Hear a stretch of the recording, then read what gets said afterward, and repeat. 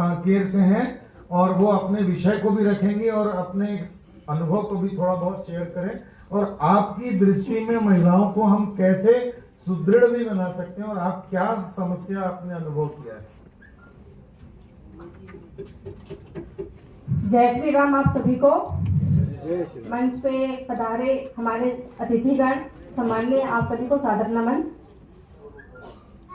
भाई साहब ने एक अच्छा विषय रखा लव जिहाद को लेकर के और धर्मांतरण को लेकर के, इसलिए इच्छा हुई कि मैं इस क्षेत्र में कार्य करती हूँ। पूजा जैन मेरा नाम है और मैं पुण्यकालिक हूँ।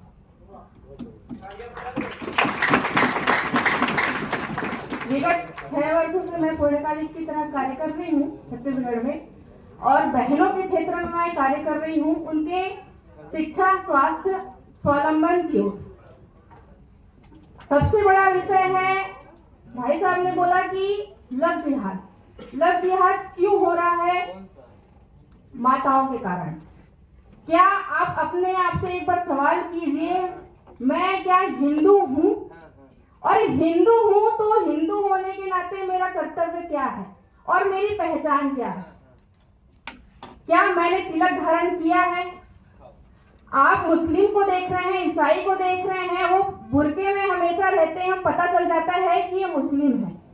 ईसाई को भी देख करके पता चल जाता है कि वो ईसाई है। लेकिन हिंदू अपने आप को प्रमाणित कैसे करे कि मैं हिंदू हूं? और दूसरी बात वही कि हमारी बेटियां अलग रूम में सोती हैं, अलग कक्ष है उनका, वो क्या कर रही हैं, क्या नहीं कर रही, इसकी जानकारी माता पिता को होता ही नहीं है, कोई देखता ही नहीं है। और सबसे बड़ी बात, मुझे मेरे धर्म और संस्कृति के बारे में जानकारी ही नहीं है। मैं आप में से किसी से भी पूछूंगी कि मेरा धर्म शास्त्र क्या है, बहुत कम लोग ही बता पाएंगे। कोई बोलेगा रामायण, कोई बोलेगा भगवत गीता, कोई शिव पुराण, कोई महापुराण, कोई बोलेगा देवी भागवत है। लेकिन मेरा धर्म ग्रंथ क्या है, मैं किसी से पूछूंगी, शायद ही कोई बता पाएगा। उनको मालूम है कि मेरा धर्म ग्रंथ बाइबिल है, मेरा धर्म ग्रंथ पुराण है, लेकिन मेरा धर्म ग्रंथ क्या है हमको नहीं मालूम। हम अपनी संस्कृति को जानना ही नहीं चाहते हैं। इसलिए आज हमारी बहन बेटियों के साथ में ऐसा दुर्व्यवहार हो रहा है, लव जिहाद का वो शिकार हो रही है। क्यों? क्योंकि हमने अपने बेटों को, अपने बच्चों को वो संस्कार दिए ही नहीं है। हमने अपनी बच्चियों को फ्रीडम दे के रखा है। विचारों का फ्रीडम दीजिए, आदर्शों का फ्रीडम दीजिए।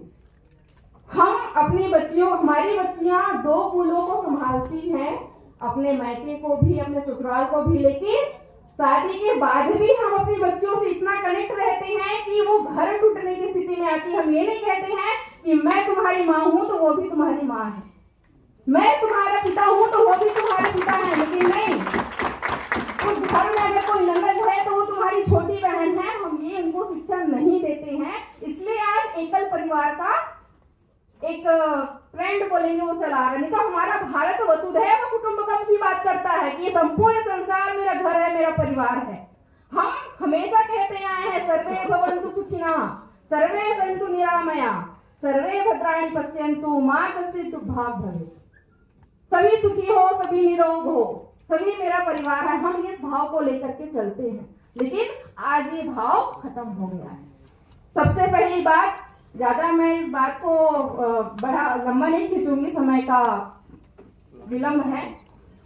मैं बहनों के बीच में काम करती हूँ, तो लव जिहाद और धर्मांतरण इसलिए अधिक होता है कि हम अपनी बच्चियों को अपने संस्कृति के बारे में जानकारी नहीं देते हैं। उनको जो दिखाया जाता है वो उसी को ही मानते हैं, क्योंकि किशोरावस्था और युवावस्था ऐसा समय होता है, 15 के बाद और 20 के बीच का समय होता है, उसी में मन भटकता है, हार्मोनल बदलाव होता है। इसके कारण पॉजिटिव निगेटिव की ओर आकर्षित होता है ना, इसलिए वो अट्रैक्शन बढ़ता है, विचारों का बदलाव होता है। और उस उम्र में माता पिता को अपने बच्चों की ज्यादा जरूरत होती है, लेकिन मन क्या है, विचलित होता है, दूसरे लिंग के प्रति आकर्षित होता है। तो बच्चे अपने हम उम्र में जो होते हैं, जो उनको अच्छा लगता है उस उम्र में, वो उसी की ओर आकर्षित होते हैं। उनको माता पिता अच्छे नहीं लगते हैं, लेकिन सामने वाला जो बोल रहा है उनको वही अच्छा लगता है। इसलिए अपने बच्चों से जुड़ करके रहिए। वो कहाँ रोका टोकी हमको नहीं करना है, लेकिन वो कहाँ जा रहे हैं, उनके मित्र कैसे हैं, इन पे हमको चर्चा करनी। धर्मांतरण इसलिए अधिक हो रहा है क्योंकि मेरे पड़ोस में दाएं तरफ भी पड़ोसी हैं, बाएं में भी पड़ोसी हैं, लेकिन मेरा ही परिवार है, हम ये सोचते हैं। वसुधैव कुटुंबकम या सर्वे भवन्तु की भावनाओं को हम त्याग चुके हैं। मेरे पड़ोस में किसको क्या समस्या है मुझे नहीं मालूम, हम पूछने नहीं जाते हैं, लेकिन वो सामने तो पैसे लेकर के खड़ा है ना, सामने तो वो इसी ताक में है कि कब उसको समस्या हो और मैं जाऊं और उसको अपने धर्म में परिवर्तित करूं। हमने सामने वालों की समस्याओं का निराकरण करना छोड़ दिया है, उनकी समस्या को अपना समस्या मानना हमने छोड़ दिया है। इसलिए धर्मांतरण की संख्या अधिक हो रही है और जब तक हम इसको अपनाएंगे नहीं तो ये धर्मांतरण होता ही रहेगा, लव जिहाद होता ही रहेगा। इसलिए आप सभी से निवेदन है, अपने संस्कृति को जानिए। ये शरीर मेरा घर है, इसको भी एक तिलक दीजिए, इसको भी एक प्रतीक दीजिए। हम अपने घर को प्रतीक देते हैं, मंदिर में प्रतीक देते हैं, ये घर शरीर भी हमारा घर है, इसको भी आप प्रतीक दीजिए। तिलक लगाने से मन विचलित नहीं होता, सारी इंद्रियां केंद्रित रहती हैं। और आजकल हम अपनी संस्कृति त्याग दिए हैं, इसलिए हमारा मन विचलित रहता है और कहीं भी हम भटकते रहते हैं।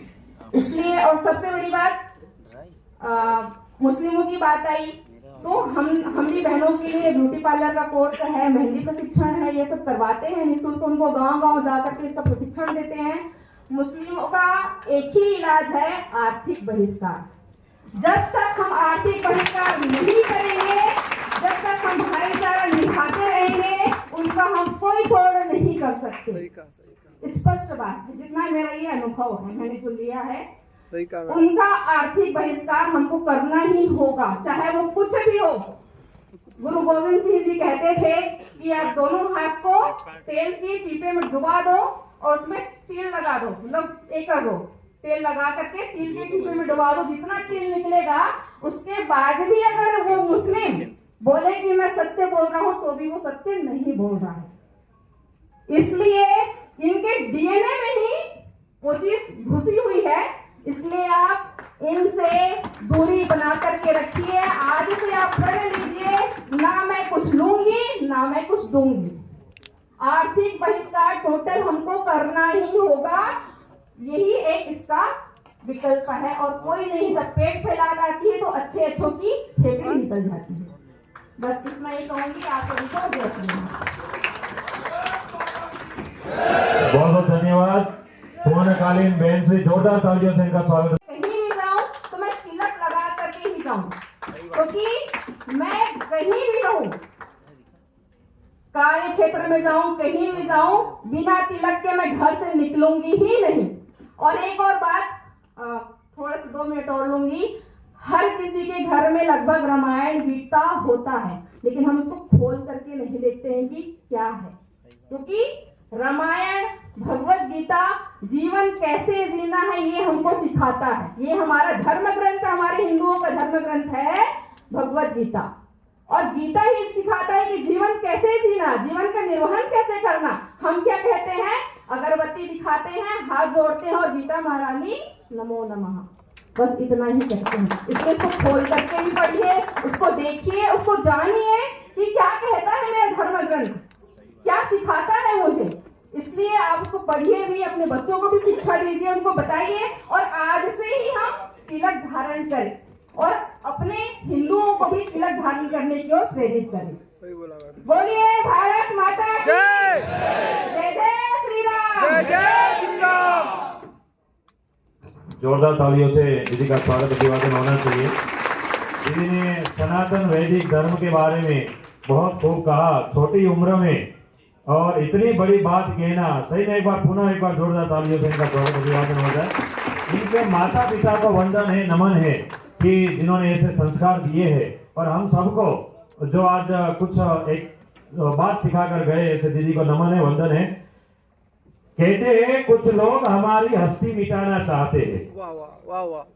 कहते हैं कुछ लोग हमारी हस्ती मिटाना चाहते हैं, अरे नादान है वो जो समंदर को सुखाना चाहते हैं। वैसे तो 2014 में भारत देश आजाद होने के बाद आप लोग तो बहुत समझदार हैं, मुझे कुछ कहने की आवश्यकता ही नहीं पड़ी। लेकिन बहुत अच्छे कवि ने बात कही है कि घर में घुसकर मारा है। अभी पाकिस्तान पता ही है सबको, उसमें कोई कहने की तो बात है ही नहीं, लेकिन फिर भी मैं थोड़ा बोल देता हूं कि घर में घुसकर मारा है, कब्र तुम्हारी खोदी है। क्या कहा है? क्या कहा है कि घर में घुसकर मारा है, कब्र तुम्हारी खोदी है, भारत की गद्दी पर बैठा बाप तुम्हारा मोदी है। इसलिए एरे केरे लट्टू केरे की कोई बात यहाँ है नहीं। लेकिन उस धरती से जहां से आदरणीय वड़ा प्रधान श्री नरेंद्र मोदी जी आए हैं, जहां से अमित शाह जी आए हैं, जब जब जरूरत पड़े, वैसे हम गुजरात का इतनी बहुत ज्यादा तारीफ तो नहीं करते, लेकिन हम गुजराती है तो थोड़ा बहुत ले लेते हैं। कभी कभार क्रेडिट लेने की जब बारी आती है मिश्रा जी, तो थोड़ी क्रेडिट ले लेते हैं। हाँ, तो जैसे कि आज पूरे भारत में और विश्व में आज डंका बजा दिए है, उनका सब गिला कर दिया है, आप सब कुछ समझदार हो। तो ऐसे हमारे गुजरात के पनौते पुत्र, ऐसे वड़ा प्रधान नरेंद्र मोदी जी के गुजरात से और नरेंद्र मोदी विचार मंच का नेतृत्व करने वाले